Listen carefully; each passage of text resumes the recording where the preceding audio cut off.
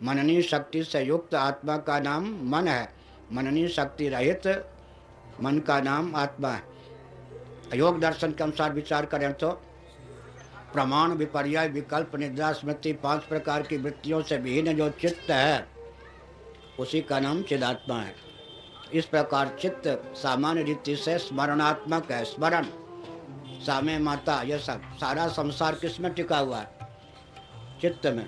एक दिन कहा था ना, इतना बड़ा चेक दे दें, राजेंद्र, क्या नाम, राजेश सिंह, 5 करोड़ नहीं, 5 लाख सही, 5 लाख रुपये का कितना, इतने बड़े कि चेक की लंबाई चौड़ाई से जानते हैं। अब है तो वो कागज ही, लेकिन उसमें कितने रुपये हैं? 5 लाख हो गए ना, 10 लाख हो गए। इसी प्रकार चित्त का अर्थ होता है जिसमें जीव अनादिकाल से अब तक देखे, सुने, चखे आदि सारों ये भावों को सुरक्षित रखे हुए है संस्कार के रूप में, वो चित्त।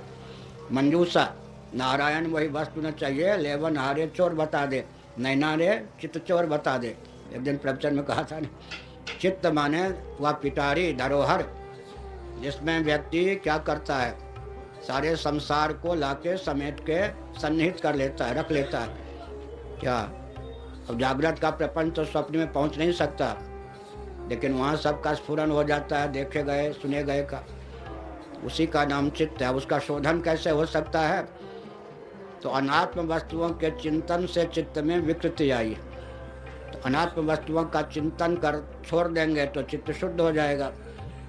और भी स्पष्ट कर दें, आत्मा, परमात्मा, महात्मा का चिंतन करेंगे तो चित्त शुद्ध हो जाएगा।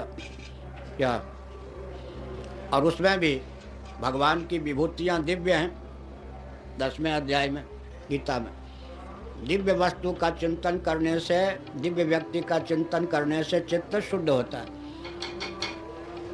अदिव्य वस्तु और व्यक्ति का चिंतन करने से चित्त मलिन होता है। दूसरे शब्दों में शास्त्र विहीन मर्यादा, शास्त्र विहीन माने मर्यादा का अतिक्रमण, मर्यादा का अतिक्रमण करके व्यवहार करने से चित्त अशुद्ध हो जाता है। शास्त्रीय सीमा में मर्यादित व्यवहार करने से चित्त शुद्ध होता है। निष्काम भाव से कर्मानुष्ठान करने पर, उपासना करने पर चित्त शुद्ध होता है।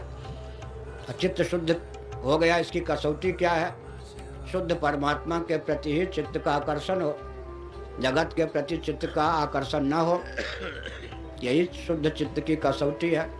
यदा ही नेन्द्रियार्थेषु न कर्मस्वनुसज्जते सर्व संकल्प संन्यासी योगारूढ़ तदोच्यते। भगवद गीता के 6ठे अध्याय के 3-4 श्लोक में चित्त की शुद्धि की कसौटी दी गई।